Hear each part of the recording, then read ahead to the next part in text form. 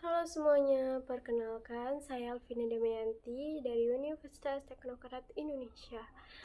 Pada kesempatan kali ini, saya akan membahas topik penting dalam bidang manajemen, yaitu tujuan dan strategi perusahaan.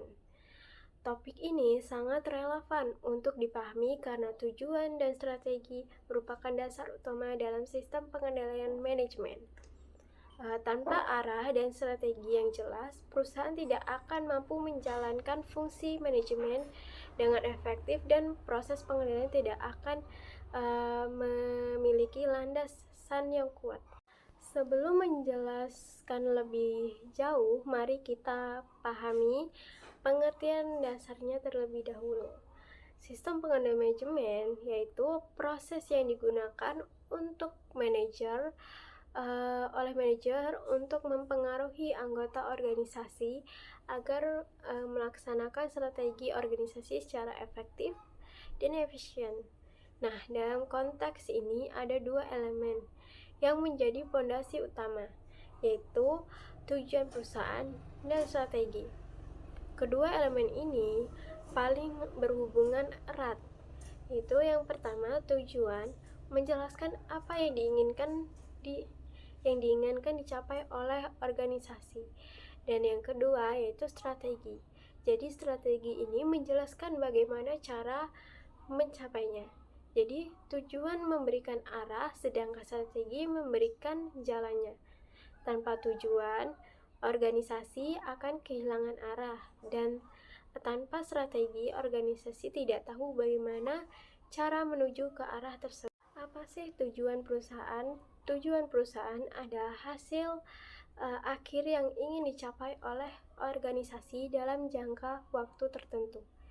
Jadi tujuan itu merupakan pedoman utama bagi semua aktivitas organisasi, maupun dari perencanaan, pelaksanaan, hingga pengendalian.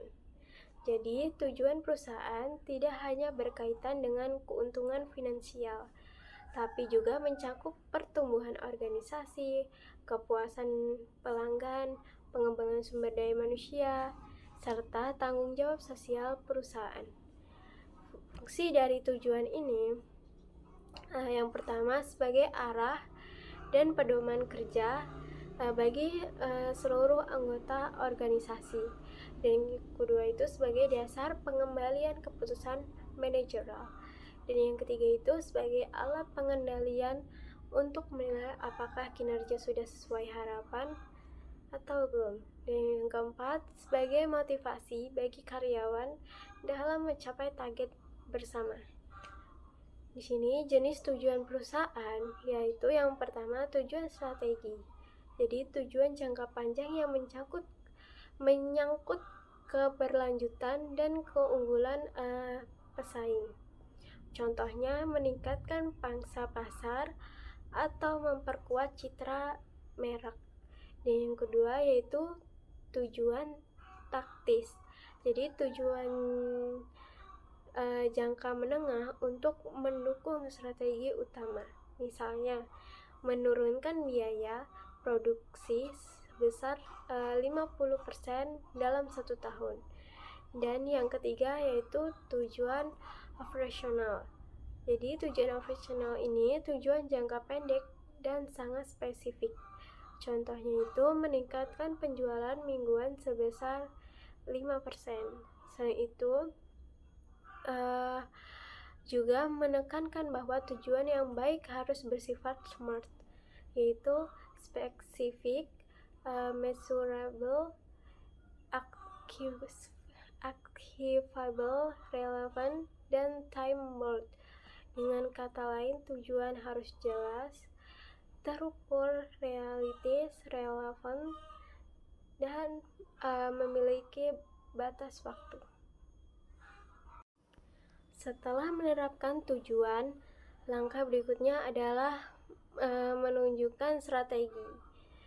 Jadi strategi mencangkup keputusan jangka panjang yang bersifat menyeluruh seperti pemilihan pasar sasaran, kebijakan produksi, pembiayaan, serta cara menghadapi pesaing.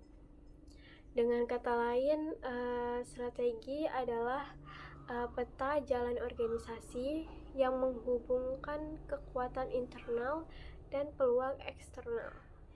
Jadi tujuan utama strategi itu mencapai keunggulan pesaing, mengarahkan penggunaan sumber daya secara efektif dan efisien, dan menjamin kelangsungan hidup dan pertumbuhan organisasi dalam jangka panjang. Unsur dari strategi itu yang pertama visi dan misi. Jadi visi dan misi ini arah jangka panjang organisasinya. Yang kedua itu analisis lingkungan.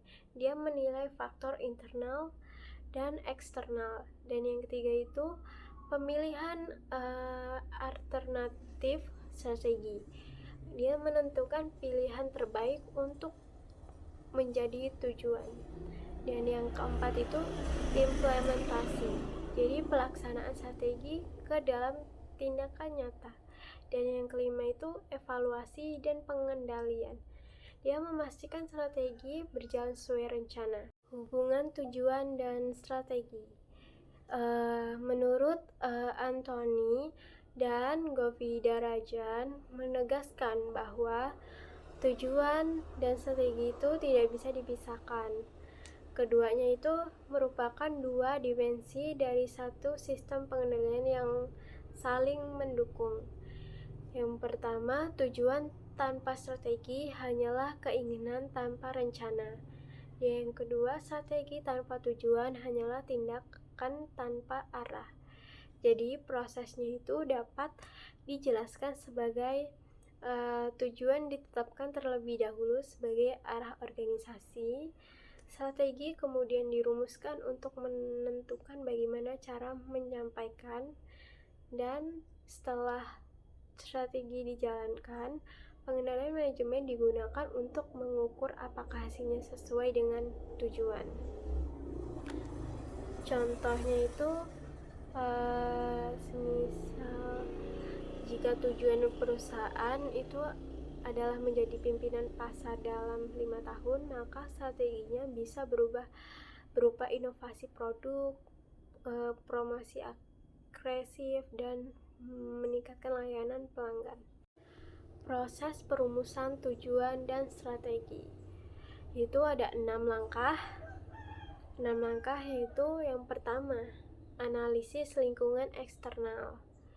Jadi analisis lingkungan eksternal itu menilai peluang dan ancaman dari luar, seperti kondisi ekonomi, kebijakan pemerintah, tren pasar, dan pesaing.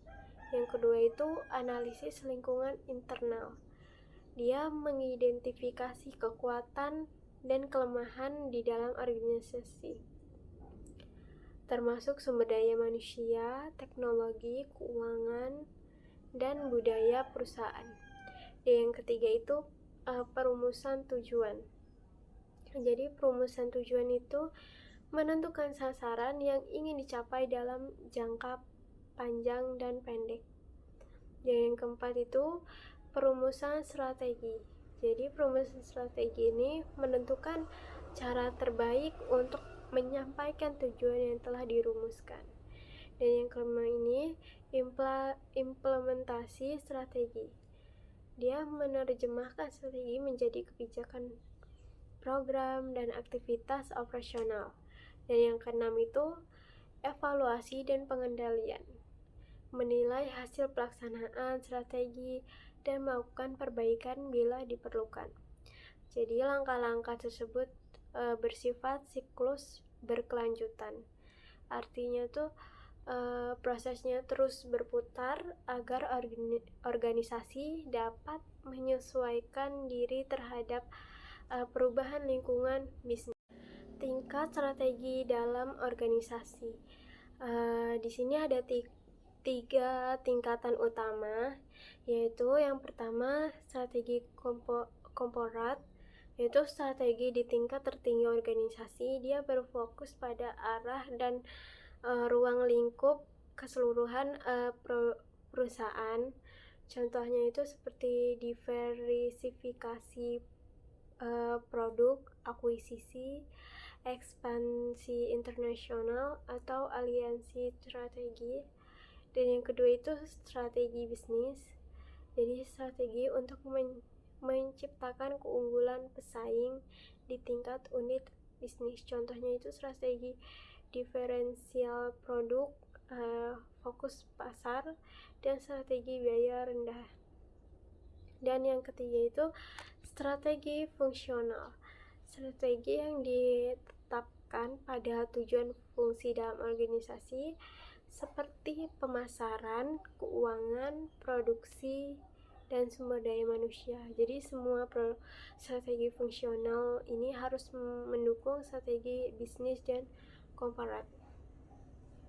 Dalam sistem pengendalian manajemen, tujuan dan strategi memiliki peran sentral sebagai acuan utama bagi proses perencanaan dan evaluasi kinerja. Jadi tujuan menjadi standar keberhasilan organisasi, strategi menjadi pedoman pelaksanaan untuk mencapai standar tersebut. Manajer menggunakan informasi kinerja untuk menilai apakah hasil yang dicapai sesuai dengan tujuan strategis dan apakah strategi yang diterapkan masih relevan dan kondisi tersebut. Dengan sistem pengendalian manajemen berfungsi menjaga agar seluruh kegiatan organisasi tetap sejalan dan tujuan strategi yang telah ditetapkan. Jadi kesimpulannya itu tujuan perusahaan adalah hasil akhir yang ingin dicapai oleh organisasi. Strategi perusahaan itu cara atau langkah utama yang ditempuh untuk mencapai tujuan tersebut. Jadi tujuan memberikan arah, sementara strategi memberikan jalannya. Keduanya itu menjadi landasan bagi sistem pengendalian manajemen untuk memastikan bahwa seluruh sumber daya digunakan secara efisien, efektif, dan konsisten dengan visi organisasi. Dengan tujuan yang jelas dan strategis yang tepat, perusahaan dapat bertahan, berkembang, dan bersaing secara berkelanjutan di tengah perubahan lingkungan bisnis. Demikian penjelasan saya tentang tujuan dan strategi perusahaan menurut Robert Anthony dan Vijay Govindarajan. Semoga materi ini bermanfaat dan dapat menambah wawasan kita tentang bagaimana organisasi menentukan arah dan langkahnya secara strategis. Terima kasih atas perhatiannya. Saya Alvin Damayanti. Sampai jumpa pada video pembelajaran berikutnya.